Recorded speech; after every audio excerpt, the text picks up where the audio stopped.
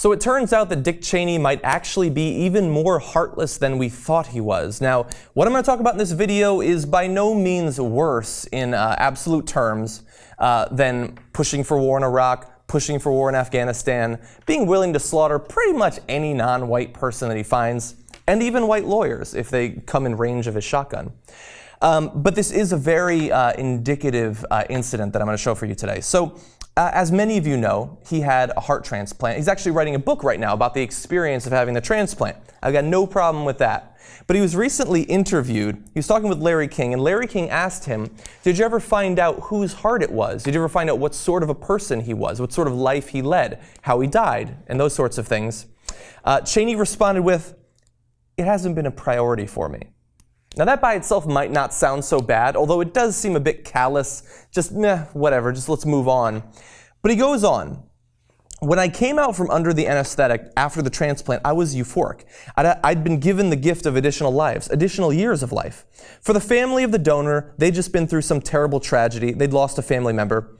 Can't tell why, obviously, when you don't know the details. But the way I think of it from a psychological standpoint is that it's my new heart, not someone else's old heart.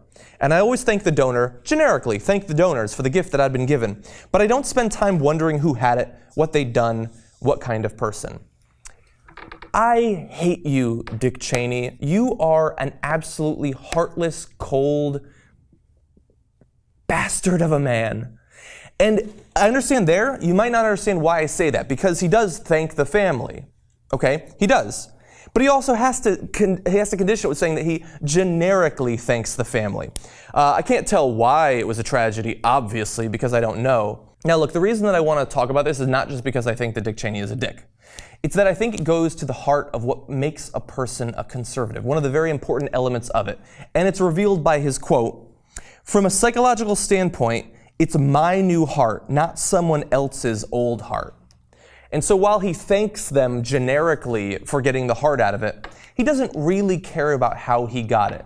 And it's already his new heart. It came from someone, whatever. I don't have time to figure out what they were like, what their family went through. And that so is played out every day in the conservative politicians, the conservative media pundits, like Paul Ryan. I got where I am because I worked hard. Oh, I got some Social Security money that got me through college? Well, let's not talk about that.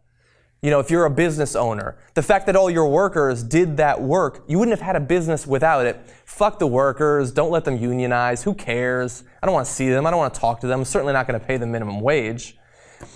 It's the idea that you did everything you did, you earned everything you earned, and who cares who was sort of involved along the way, whether it's working for your business or whether it's donating a heart to you.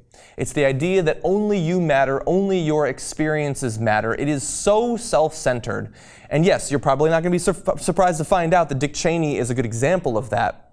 But you should be on the lookout for this, because I think that this is one of the things driving many people towards conservatism. It's the desire to not feel that you owe anything to anyone, including a heart.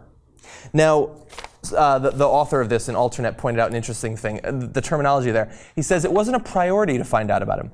Remember his famous quote about the Vietnam War is that he didn't take part because he had other priorities at the time. Fuck your priorities, Dick Cheney, you son of a bitch. And also, somebody points out a very good thing in this. Maybe it's a good thing he didn't inquire about it or try to talk to the family, because then they would have found out that their dying family member had donated their heart to Dick Cheney. And that's just insult to injury.